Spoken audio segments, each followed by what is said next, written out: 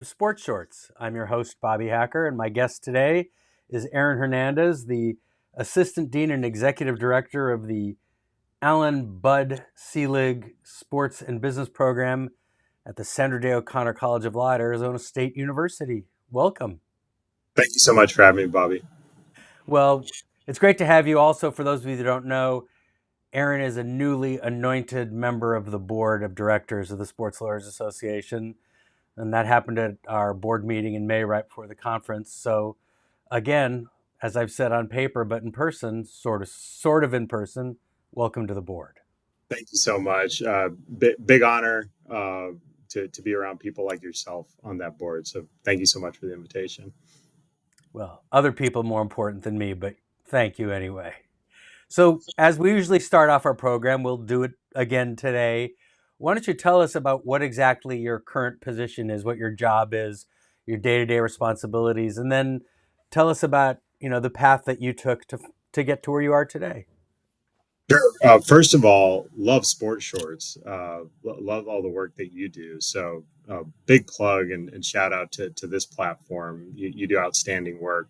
Make the association better. And for anybody listening and following, send this to your friends and your loved ones. This is really good stuff that Bobby puts out. So I am the executive director and the assistant dean of the Bud Selig Sports Law and Business Program here at Arizona State. Um, my job is to ensure the operational efficiency and the overall direction of the SLB program. So, I that entails a lot of different things, everything from recruiting to marketing to budget to teaching. Believe it or not, there's a little bit of teaching in there. And it's been a real joy to do that. I arrived here in late 2019. Actually, was recruited by another SLA board member and past president, Glenn Wong. He was the executive director at the time, and he was looking for a director to fill the role here. And I came here by way of the NCAA. So for about 7 years before that, I worked in college football at the NCAA. I left as associate director of football in our enforcement division. My main clients were the Big 12 Conference, Conference USA, and the American Athletic Conference. And then by the end of my time there had been a little bit of attrition. And so I had taken on roles overseeing aspects of the SEC and the Big Ten as well. Ironically, never did much with the Pac-12, even though I eventually came out this way. So did that for about 7 years and was recruited by Glenn in late 2019. And believe it or not, I guess in November here, it'll have been 5 years at ASU, which is kind of crazy. So that's a little bit of my path. So, as part of your path, you come out of a very good law school program at Marquette, which is a big supporter of the SLA. Of course, Matt Mitten, you're allowed to call him Matt. You don't have to call him Professor Mitten anymore. Who's has built a great sports program up there at Marquette, and I think that was probably really the hook that got you in. Probably. No, absolutely. So I owe pretty much every stop in my career to Marquette. I'm an extremely proud alum and will support that school till the day I die. And Professor Mitten, or Matt, I guess now, he has been such a wonderful help to my career. When I first caught on at the NCAA, I didn't play college football, but I really wanted to work in college football. So how is this going to work out? I just happened to be at a career panel as a 2L. There was a guy who was a grad from Marquette who was working at the NCAA. His name is Bill Nesnadal. And I just so happened to go up and say hi. And I was applying for an internship at the NCAA. And I called Bill my career guardian angel. Bill took care of me every step of the way. He was my plug into the place. And at the time, I didn't really know how competitive the process was for getting that internship. Over the next 7 years, I actually sat on that hiring committee, and it's really brutal. And it was just kind of unbeknownst to me how critical a role Bill played in that process. But you mentioned Matt. I was his research assistant at Marquette. I helped him with whatever edition of that book was, and we co-authored an article together. And always a big supporter, always kept a watchful eye on my career. Him and Paul Anderson would always invite me back to speak at Marquette and be engaged. And when this ASU position came open, I'd never taught a class before. So you think you'd like somebody would probably need to teach a class to become the director of the program. But I knew I really wanted this. It was something that really appealed to me. And so I called up Matt and said, I know I've never taught a class before, but you've seen me. Is there any way you think somebody there and you could talk to them and help me out here? And he was really quick with it. He said, oh, yeah, the guy who I worked with when I was president of SLA was the former president, and we worked together to get a lot. And so I'm just going to call him, and you get an interview. And sure enough, Matt got me that interview, and I was just so blessed and lucky to be right place, right time. And even though I hadn't taught, a single damn class my entire life, Matt's help and the Marquette connection got me plugged into Glenn and ultimately hired here, which I'm extremely grateful for. Always forever a proud Marquette alum. And you raise one of the more important issues that is among those many things they don't teach you in law school, most law schools of which I'm aware anyway, is about developing relationships. Now, I'm not going to use the networking word or any of those kind of common expressions, but I'm going to make it very simple and very human. Relationships. Relationships matter. And I think, as you've seen through the SLA itself, that's one of the great things that we provide is the relationships to other people in the industry. And I think you're a case in point where you knew someone who was involved, who knew someone else who was involved, who helped with what I like to refer to as the resume trick. The resume trick is that moment where there's a giant stack of resumes for these limited jobs in the sports world, and one call makes that resume magically get to the top. So I think your relationships helped and proved out that point to some degree. 100%, not to some degree, to the highest degree. I was definitely. I tell people all the time when I applied for this job here, and my job before that, I was definitely in each one of those cases not the most qualified person. If you were just to look at the paper, there's no way I think that realistically it's floating to the top.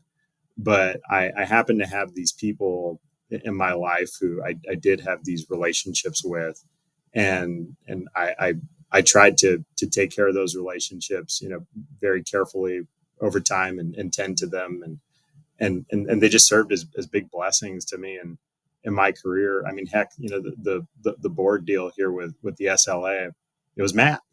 Again, he calls up and he says, I'm going to nominate you for the board.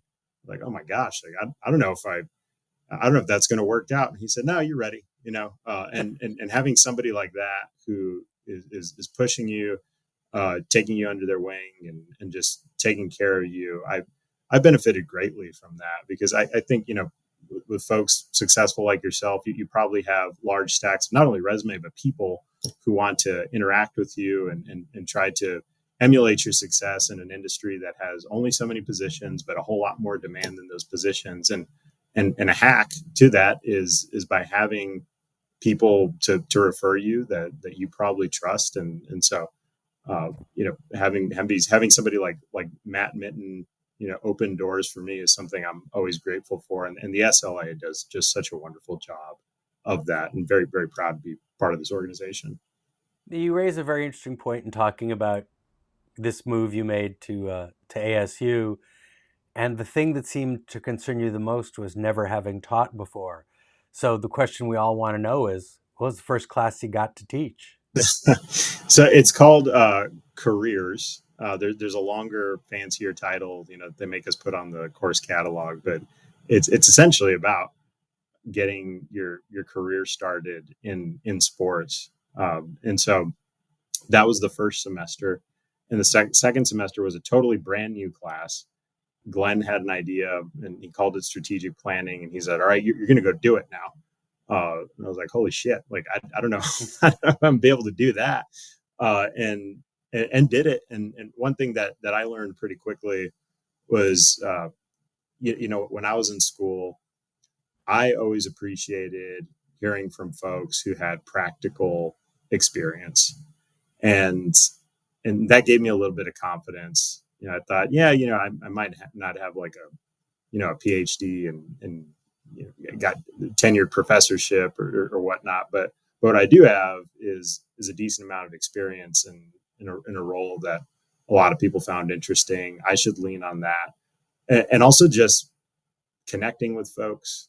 I think is something that I always appreciated when I was a student. So I just tried to do those things, and luckily it's worked out. They haven't fired me quite yet, but it's been a real joy. It's a lot of fun to anybody out there who's a practitioner and you have expertise to lend in a classroom, even if it's just for like a single class. Doesn't have to be a full course. It's a lot of fun to do and just see the next generation of talent come up through those ranks. So now here you are. You obviously went to university, you went to law school, you worked in the college space, the NCAA. Now you're at a member institution. How have you seen law schools change from your time as a student to your role today, these years later? Yeah, it's a great question. Not a lot. And that's not a good thing either. I think they've had to make some changes.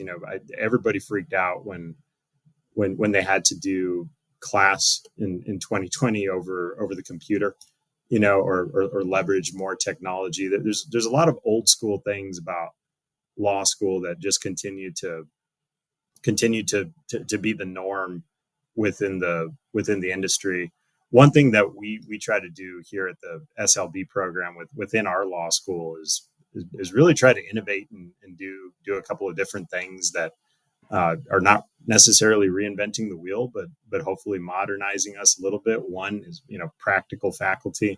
I don't think most law schools have a practical faculty. They are truly career professors, and I think that frustrates the younger generation more and more.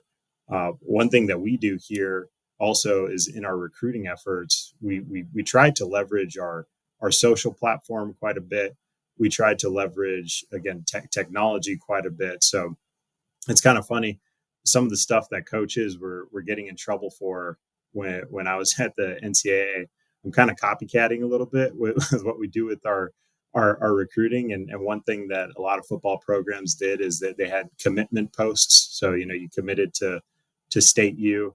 It would be Bobby Hacker with a graphic, and they put it out on their socials, and the kid gets pretty excited about it.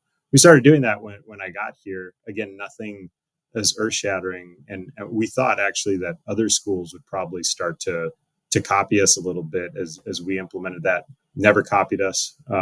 People are really slow to change in this sector for whatever reason. So I personally, other than the online learning environment, which was kind of forced upon everyone in 2020, I haven't seen a ton of change.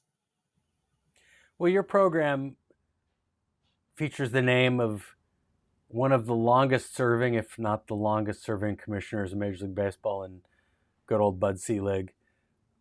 Does he have involvement with the school? Yes. So he actually teaches class for us still. He he just had a birthday. I believe he turned 90 years old, and he has no intentions of slowing down. And he'll call me regularly. So funny enough, Commissioner Seelig was my professor at Marquette, and I remember that was something that was advertised to me when I was going to Marquette, and I thought, this guy will probably talk for a class, and they call him a co-professor, and he taught with Matt, and this was when he was in the middle of commissioning. No, this guy showed up for like 7 classes, and it was really really cool. And he's brutally honest. Matt had to tell us like no tweeting out anything in the class or recording anything, because he would share some really cool things in there. And so when I took over this job, I reminded him that I was in his class, about 10 years prior, and he actually remembered who I was, and he had mentioned the year that I was in class. He's sharp as a tack. He's still teaching for us and supporting us in a number of ways. We're really grateful to have his expertise and his support and his name on our program. We think that's definitely a differentiator. So that's an interesting concept. Is, as you said, the name on the program, and I've seen it at other schools as well. The program exists and lives within, technically within the law school, correct? Yes.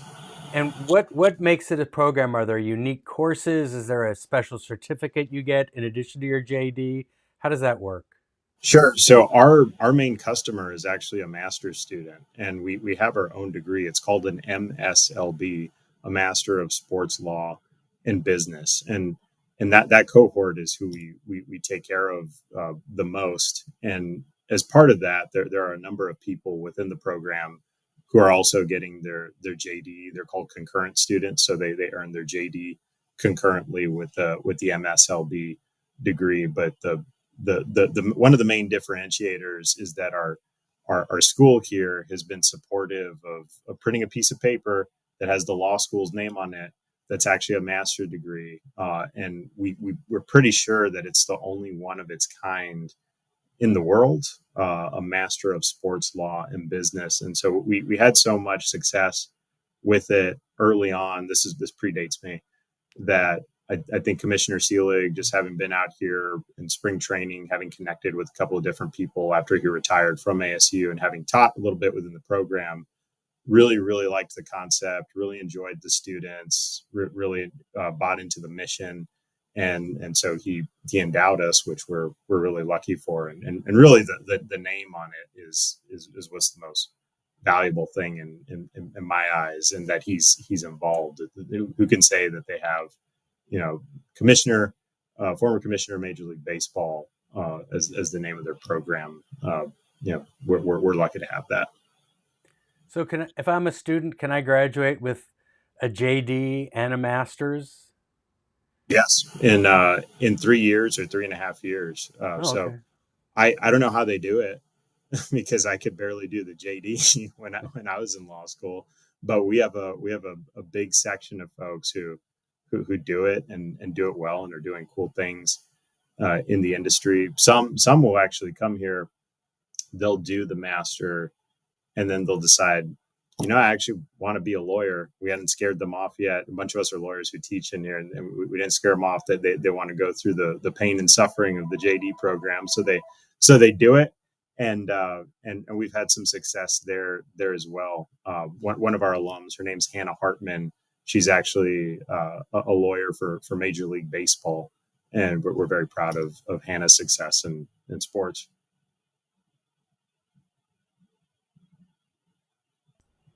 So these kind of programs, I don't know of any other programs in law schools like yours. I think you're sort of a unique situation there where students have the advantage of, I guess you could take some classes in the program as part of your law school curriculum, or you can just independently be in the program and get a master's degree and not have to be a lawyer. Yeah, well, Yeah. that's really, which is really great. And I know a lot of people, they want to get into the sports business and they say, well, do I have to be a lawyer? And I can cite lots of examples of people that aren't lawyers that are in the sports business. But as I often say, I have a lot more people that are lawyers who hung up their lawyer hat to get in the sports business. So No, that's we agree. We agree. We think the two most important disciplines widely that are going to help you within the industry are, well, the language of money, which is business, and then the law, because it's such an overly litigious industry. It's interesting how much litigation and legal activity there is in sports, given its market cap as an industry. People are just really interested in sports, and we just took a group to Australia a couple weeks ago, and we spent 2 weeks in Melbourne. So for those who haven't been to Melbourne before, I was shocked at just how sports crazed these Aussies are there in Melbourne, and they've in the woven whole it into. country. Yeah, the in the whole whole country. country. But they've woven it into some of their laws. There's this thing called the Anti-Siphoning Act, which essentially prevents some of the major leagues from being able to part and parcel their media bundles and really monetize them. You have to offer free over the air television for certain sports that the parliament has has set out in the laws. And to me it's kind of crazy. It's kind of a worldwide phenomenon. People get really passionate about sports, and so there's always going to be a lot of interest in it. There's always going to be a lot of litigation, and we tell students, even if you don't want to be a lawyer, I guarantee you're going to have to deal with legal counsel for something. You're going to have to read contracts. You're going to have to be in a negotiation, and and for these folks, we want to make them just dangerous enough where they know how to use their resources, like their in-house counsel or their outside counsel, and they can at least speak the language. And we think it makes them better business people as well. It's about teaching non-lawyers what we call issue spotting. Yeah, that's right. And and I think you bring a very valid point. Right now, particularly in college sports, if you can't read a case decision or don't know what's going on in the courts, you're out of the loop in the college sports space right now. As we've seen over the last couple of years, starting with Alston, the face of college sports has changed dramatically. You add conference realignment on top of that, and it just keeps going on and on. The House settlement, if that settles, what that settlement looks like, that's a big issue. And in the media space, you have the decision that came down Friday in the Venue case, which is the joint venture of Fox ESPN and Warner Brothers Discovery, where FUBU, sort of a virtual MVPD, filed suit and was granted a preliminary injunction on Friday, which, to understand what that is, let alone digging into the Clayton Act or the Sherman Act, you have to have some understanding of what that means and how those decisions impact your business. So I think maybe that's, you guys are at the cusp of teaching law that's not so static. Teaching it is more of a dynamic enterprise, which it Yeah, truly is. it's a challenge too, by the way, because you'll walk in. My whole career prior to this was college sports. Should be a subject matter expert on it. I guarantee you, nobody's a subject matter expert Not on college anymore. sports right now. And, they'll have we got smart, just wonderful people here, and they'll come prepped and have these bang up questions and ideas, and they'll kind of look to you for the answer. And one of the most humbling things for me in this role has been, I know I did it for a while, but I honestly don't know. Well, what do you think's going to happen? Oh gosh, like I really don't know. And it's humbling, but also fun, and has kind of turned me into a lifelong learner. That's for sure. Yeah, I was recently on a consulting call, and I got to use my favorite expression, which is, when they got to the ultimate question, what do you think will happen? What's the next step? And I always say, you know what? I did not get a crystal ball when I graduated from law school. So I have no idea where it's going to go, but here are a couple of storylines you might be interested in following. If this happens, if that happens, if this happens.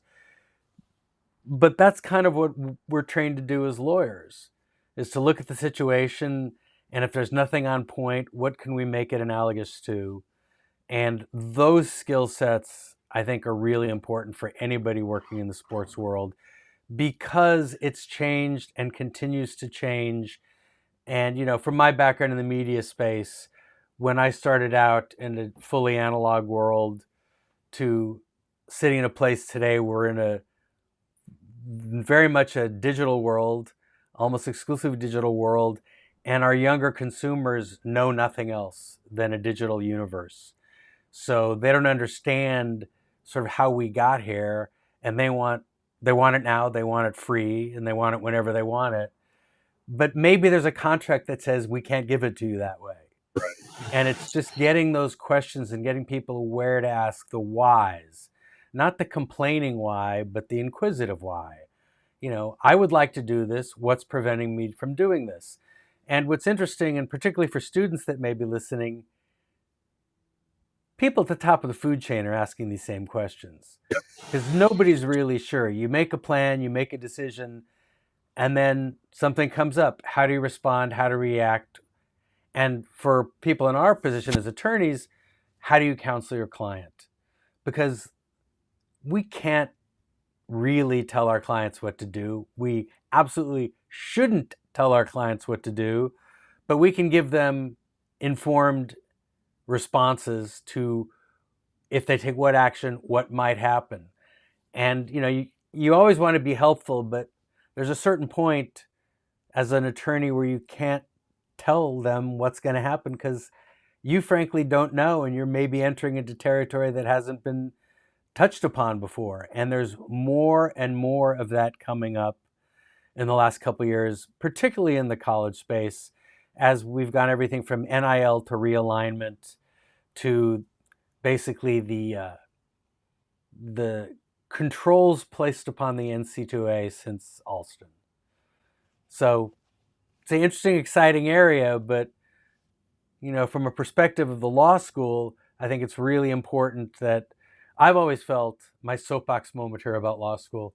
I've always felt that it's really important those first 2 years of law school of getting all those core bar courses, getting those are the building blocks of everything else. And then in the last year, more opportunity to study practical stuff.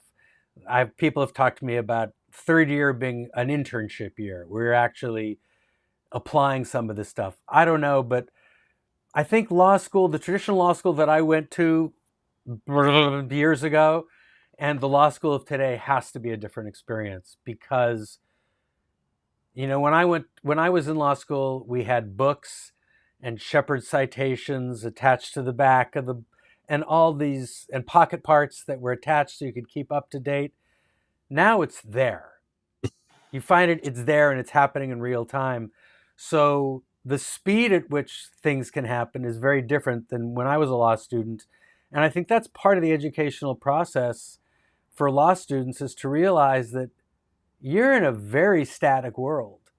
So you've got to take these tools and figure it out as you go because everybody is. Yeah, I agree. You just made me think of something that was humbling when you were talking about analog. I love Seinfeld. It's like one of my favorite shows ever.